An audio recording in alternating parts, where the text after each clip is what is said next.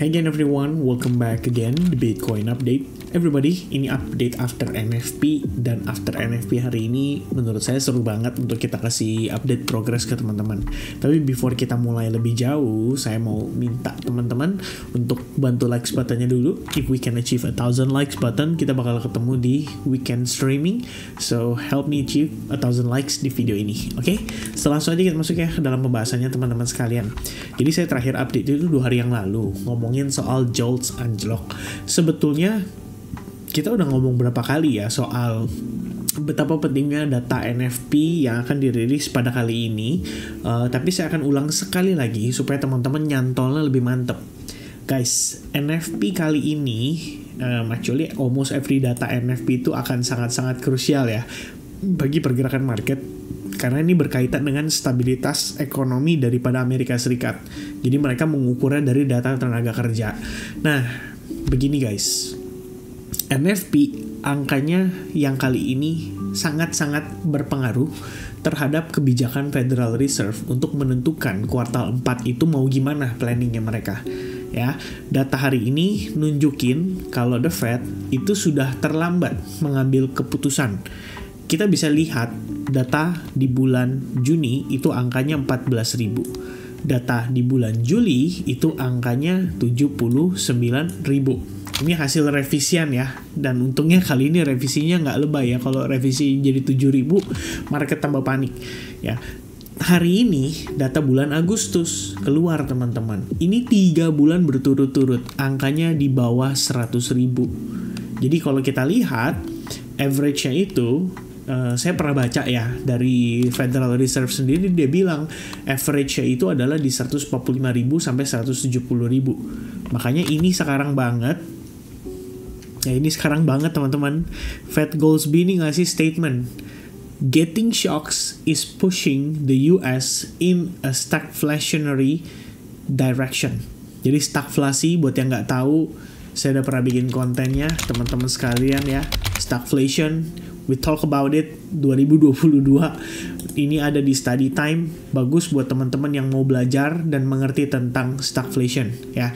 Jadi guys, apa yang dimaksud dengan stagflasi secara sederhana itu ngebahas tentang bagaimana inflasinya itu tetap naik padahal suku bunganya tinggi, tapi kemampuan ekonominya melemah secara signifikan ya. Sebenarnya ini berbahaya. Kenapa? Karena kalau misalkan kemampuan ekonominya melemah secara signifikan, Fed itu harus bantu juga ya, memastikan supaya ekonomi itu tetap dalam keadaan yang stabil. Jadi melemah nggak apa-apa, tapi stabil. Tujuannya kan supaya nurunin inflasi. Nah ini inflasinya tetap naik, ekonominya melemah. Ini sangat-sangat kontradiktif. Nah jika itu yang terjadi, pada dasarnya ya The Fed harus pilih. Lu mau pulihkan dulu dari sisi ekonominya, atau dia harus tetap ngotot tekan inflasinya. Nah yang jadi permasalahan terbesar adalah ini sangat kontra dengan kebijakannya si Donald Trump, karena Trump pengen terapin tarif dan ekspektasinya adalah mendorong inflasi lebih tinggi. Kira-kira seperti itu ya. That's the concern teman-teman. Tapi ada satu hal yang dikasih penekanan sama mereka. Jadi mereka, tepatnya si Goolsbee ya, ini kan dia lagi ngomong nih teman-teman sekalian. Dia sendiri udah kasih penekanan bahwa angka dari job growth itu definitely below the break-even rate ya, di bawah angka average-nya. Cuma mereka pakai gaya bahasa yang ribet-ribet aja gitu guys ya. Nah pada intinya begini, dari data yang kita temukan tadi, 3 bulan berturut-turut di bawah 100.000, benar aja teman-teman, ini ngedorong Federal Reserve menurut saya ya untuk bisa melakukan rate cut lebih dari 2 kali di sisa tahun 2025 ini. Dan itu artinya signifikan banget perubahannya. Kenapa? Karena sehari sebelum NFP, The Fed itu diproyeksikan hanya pangkas 2 kali. Jadi sekali di bulan September dan sekali lagi Oktober, Desember itu rate hold ya, atau ditahan teman-teman rate-nya. Nggak dipangkas tapi ditahan. Hari ini setelah NFP berubah guys. Bahkan yang tadinya kita ngelihat nggak ada ekspektasi dia bisa pangkas 50% basis point atau 50 BPS, hari ini jadi ada. Ya, dan angkanya langsung gak main-main guys, lompat ke 11,9%. Kalau kalian lihat kita ngambil yang compare ya. Compare itu artinya membuat perbandingan biar kalian tahu. Ini kalau kita lihat 1 minggu yang lalu 86% the Fed rate cut 25 BPS. Oke. Di kondisi yang sama 1 minggu yang lalu di sini masih 13,59% orang percaya the Fed akan rate hold atau di pause teman-teman, nggak dipangkas tapi nggak dinaikin juga. Kemudian kemarin 96%, hari ini 90%. Turun kan? Tahu nggak turunnya kemana? Turunnya ke sini guys.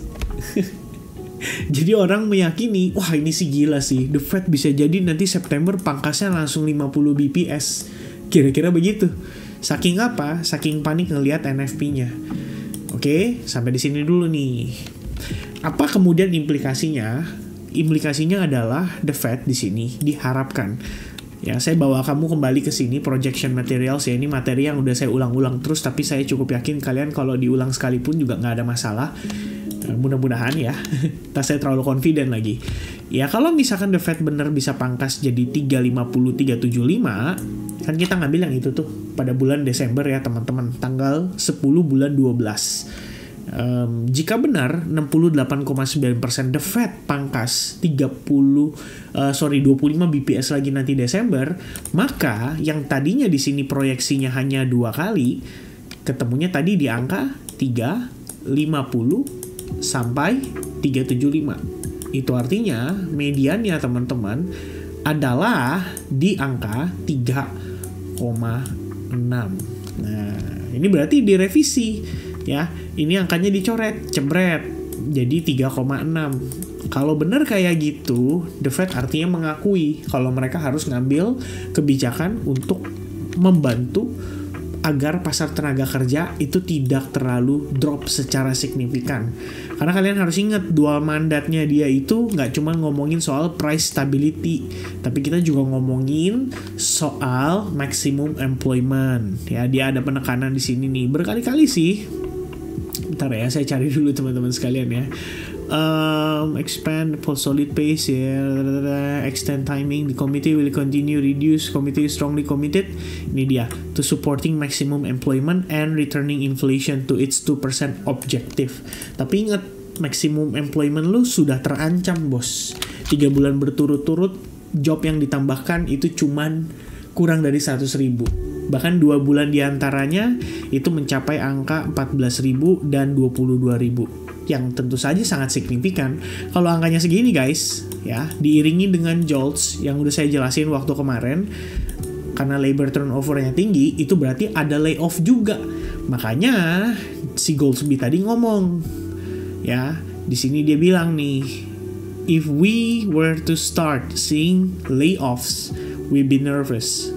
Kenapa? Ya karena itu artinya ya perusahaan udah pada mulai mundur ya, udah nggak sanggup nih untuk ngegaji karyawan saking sulitnya keadaan ekonomi. Ya tentu saja kan terpengaruh dari daya beli dan lain-lain gitu. Kalau omsetnya turun ya gimana kita bisa gaji karyawan, kan ibaratnya gitu ya. Nah, unemployment rate 2 bulan terakhir juga naik angkanya. Ya, pada Juni datanya menunjukkan dia mengalami pemulihan ya, di angka 4,1%, jadi bisa dibilang menurun. Tapi dimulai dari bulan Juli, Agustus, itu angkanya berangsur-angsur naik 4,2%, kemudian balik ke 4,3%. Ya sebenarnya sih masih oke, masih di bawah angka basis yang dijadikan sebagai patokan untuk ya bisa dibilang apakah ini akan mempengaruhi inflasi gitu, yaitu di 4,5% teman-teman sekalian. Jadi masih ada sisa 0,2%. Tapi kalau lihat NFP-nya udah kayak begini, apa nggak khawatir gitu kan? Ya dari yang saya baca-baca juga udah setuju gitu loh, udah sependapat dengan pandangan tersebut, bahwa sebenarnya kekhawatirannya ada lebih ke ya kalau ibaratnya kita ngelihat nih Fin NFP tapi kenapa turun ya kan, S&P 500 hari ini after NFP itu naik tapi kenapa akhirnya turun gitu kan, buntutnya kenapa turun teman-teman sekalian.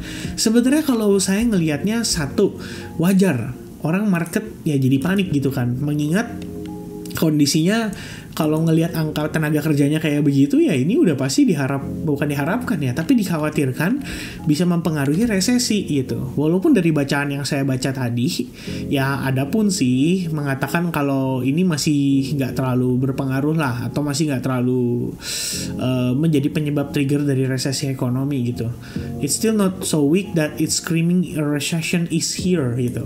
Jadi dibilang begini bacaannya ya, walaupun data tenaga kerjanya mengecewakan, tapi tetap tidak cukup lemah untuk mengatakan bahwa resesi itu saat ini ada gitu.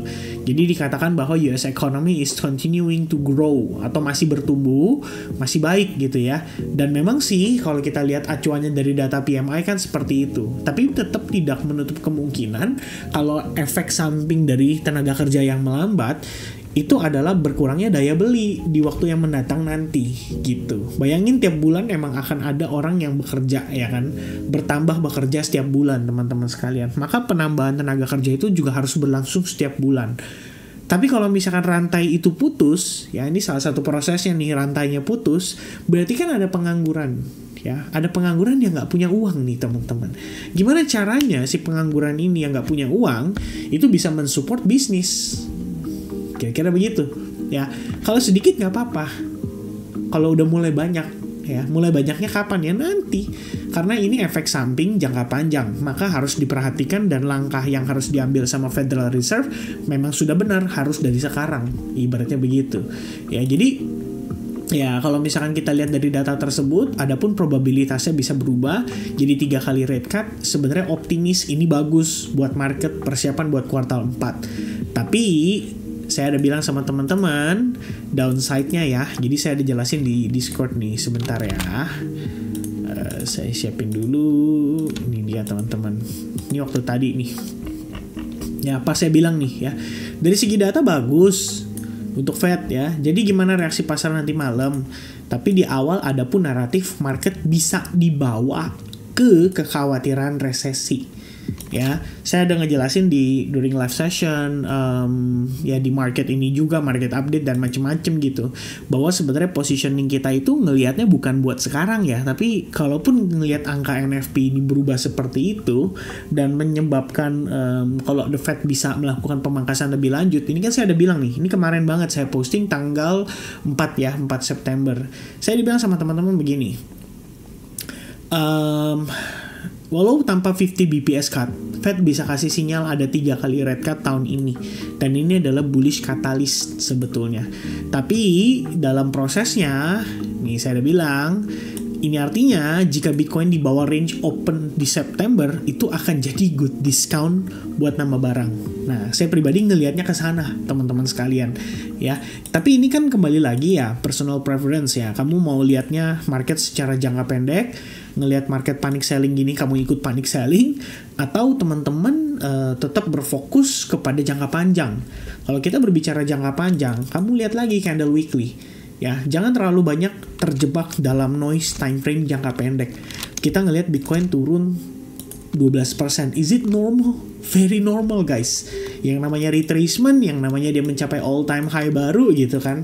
Kalau kita lihat historical data nunjukin Bitcoin itu retrace bisa sampai 30%. Kemudian yang terakhir banget itu sampai dengan 32% juga. Adapun dia naik di sini just a moment before dia breakout, itu masih ada koreksi 12% guys. Itu moment before, ya pokoknya before the latest new all time high banget.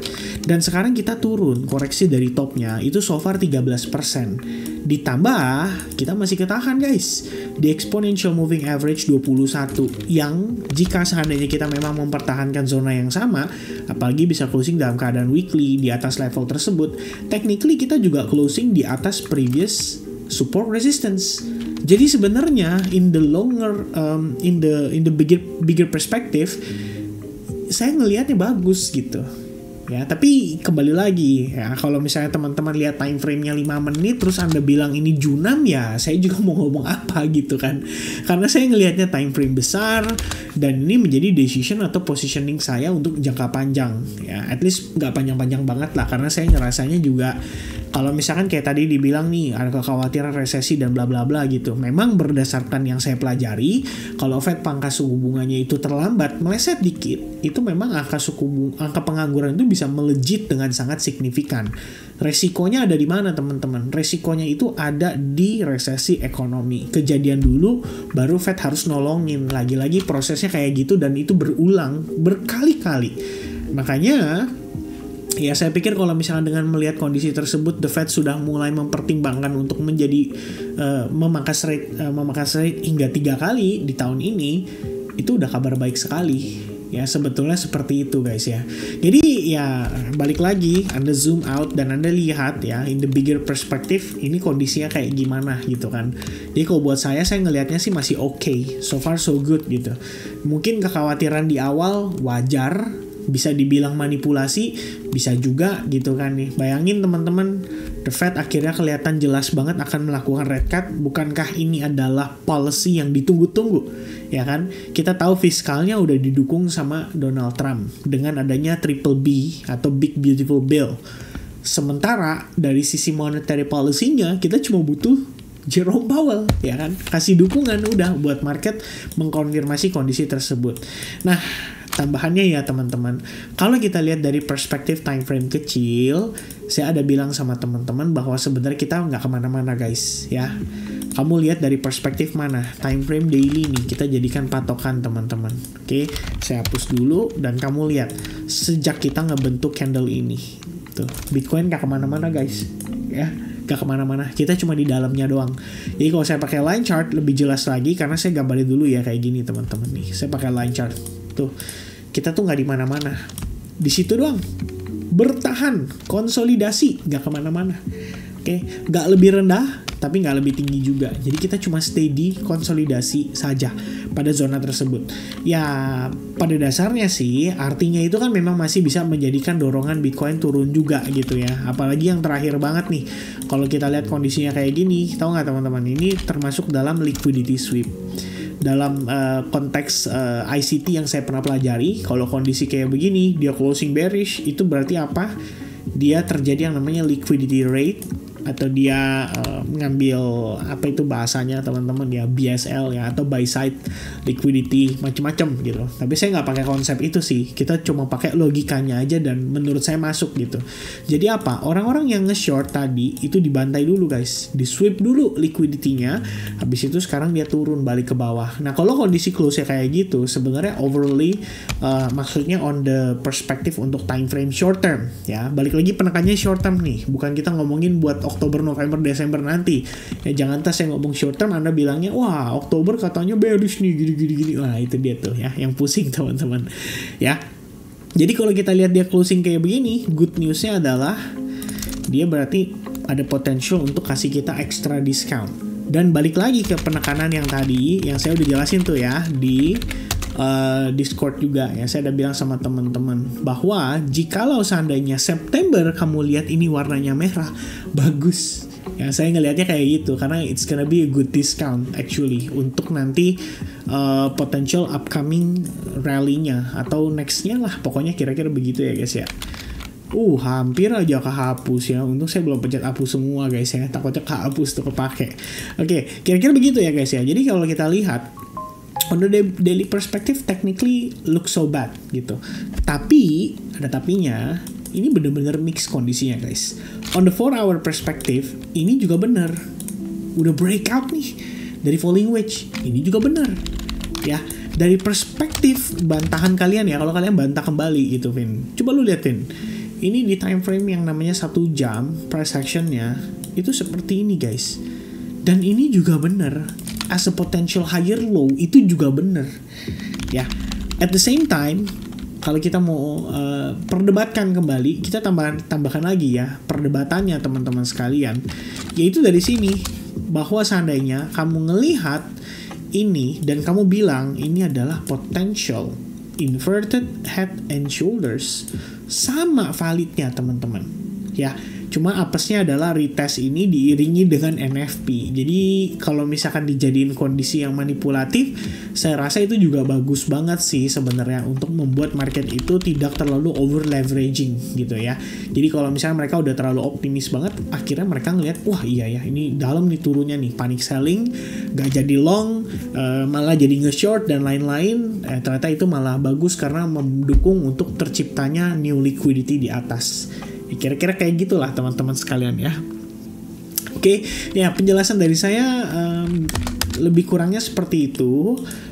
Overall, in the very short term ya, kamu lihat ada dua zona yang ada dua zona yang kita perlu perhatiin. The first one adalah supply zone ini belum berhasil di breakout. Ini udah dari kemarin banget ya. Which one ya? Saya coba cari dulu guys ya. Not this one. How about this one? Not this one. Ya udahlah, pokoknya saya gambarin aja ya guys ya. Kenapa di situ supply Vin? Karena itu adalah the latest lower high-nya dia. Jadi dia ngelihat posisi harga tuh, saya ngelihat ya posisi harga structure-nya begini. Nah, ya. Dia create lower low. Which one is the lower high? Yang ini guys. Oke. Price action, nanjak, rejected, and then naik lagi. Impulsif, turunnya impulsif juga. Jadi sama-sama impulsif karena rejected dari supply zone ini. Nah, internalnya untuk validasi semua itu, kita hanya butuh Bitcoin breakdown dari sini. Jadi per Bitcoin breakdown dari sini, Anda bisa katakan bahwa yes, it is coming back ya, to bearish trend, dan probably kita bisa bergerak bahkan di bawah level $107.000. Ya, tapi ada syaratnya, dan syaratnya adalah yang internal itu tadi teman-teman sekalian ya. As long zona itu belum di break, ya kita nggak bisa langsung ngambil kesimpulan bahwa ini udah bearish, totally bearish gitu. Ya bisa aja dia cuma manipulatif di sini dan akhirnya dia balik lagi nanti. Ya kira-kira seperti itu guys ya penjelasan dari saya. Dan mungkin ya saya nggak tahu sih ya, tapi saya rasa udah nggak perlu ya teman-teman. Saya rasa udah pada dewasa. Walaupun tetap ada 1-2 orang sih yang bilang kayak seperti biasa main aman ya, kalau nggak naik turun, kalau nggak turun naik gitu ya. Sebenarnya nggak juga ya, tergantung teman-teman bisa nangkep atau enggak ya isi yang saya sampaikan di dalam video ini. I think it's more about time frame ya, ada short term, ada long term, tergantung teman-teman pemanfaatannya kayak gimana. Ya but anyway guys, if you feel that this video helpful buat kalian, bisa jadi pelajaran, bisa jadi referensi di dalam analisis kalian, ya please guys ya, type anything di kolom komen and let me know. The best comment akan saya pin. Kalau bisa menggerakkan hati saya sampai bulu kudung saya berinding ya guys ya. Okay, so that's gonna be the update. Thank you very much for watching. God bless everyone. Happy weekend and see you guys again in the next update or the next live streaming kalau kita mencapai 1000 likes button. Cheers, bye bye guys.